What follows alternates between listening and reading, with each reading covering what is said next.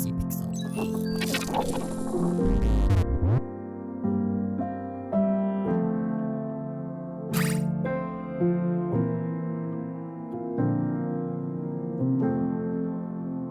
stakes of a romance visual novel can ride on the consequences of the romance itself and the effect it has on the relationships of the cast. You don't necessarily need a villain or overarching plot threads. Whilst those may make a title more fun, it can be a bit superfluous. However, this does mean you will have to be writing a very introspective story, which can be an extremely tricky thing to do. Still, the Innocent Grey developed Yuri series, Flowers, does this across 4 titles, with Flowers Le Volume sur Automne being its newest entry. Its execution ends up being very well paced and quite gripping as it sets the stage for the finale. Being that this is the 3rd game in the Flowers series, I'm going to refer to it for title specific information as Autumn. It sounds better than calling it Flowers 3 or putting on a terrible French accent. The others will be referred to as Spring and Summer, with Flowers being used for the series as a whole.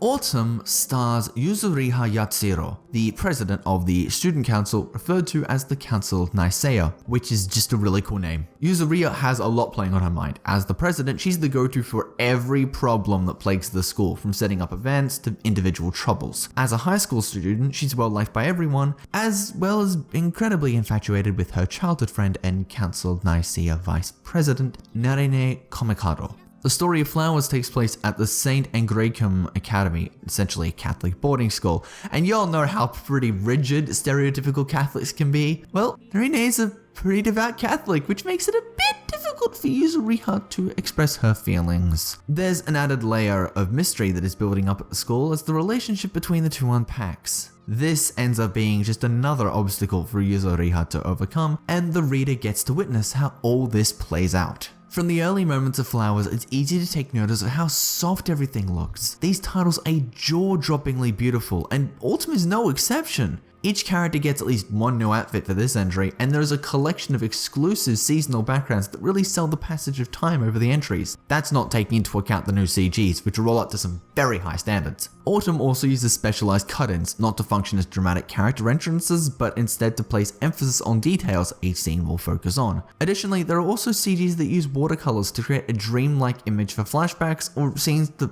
want an extra touch of magic, only benefited by the game's serene soundtrack. Flowers also has a clean series of menus and a lovely little visual gimmick for your choices. In the series of decisions that will be thrown at you throughout the title, there are 2 options. Selecting one will make a circle on the top right of the menu box glow yellow or green, indicating you selected a response that will bring you closer to the canon ending. As you answer with correct responses, the bud within that circle will begin to grow into a flower, and once it passes the threshold, that means you've done enough to make your way into the true ending. Man, I mean, who needs extra menus when you can use an intuitive system that doesn't even use words? You'll be able to unlock additional bonuses like voice clips and extra gallery pieces if you attain other endings too by picking the yellow options. You'll also have to make careful deductions to solve some of these mysteries, so be sure to save, because if you make a mistake you'll be grabbing yourself a bad ending almost immediately. The character writing of Autumn is absolutely superb, and the interactions between the cast members drew me right in. The characters share a lot of common interests and tastes, but they speak, act, and interact with such personality. The characters feel incredibly real and relatable. No one comes off as if they act in some way because it's some tropey gimmick. The story is exceptionally well paced too, as it slowly drips in carefully placed exposition and relevant details within what feel like general interactions.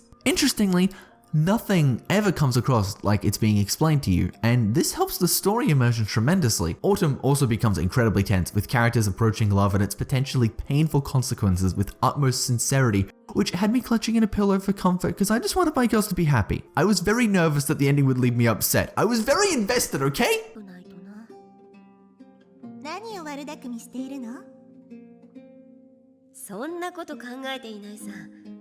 ただ素敵な光景だなってね。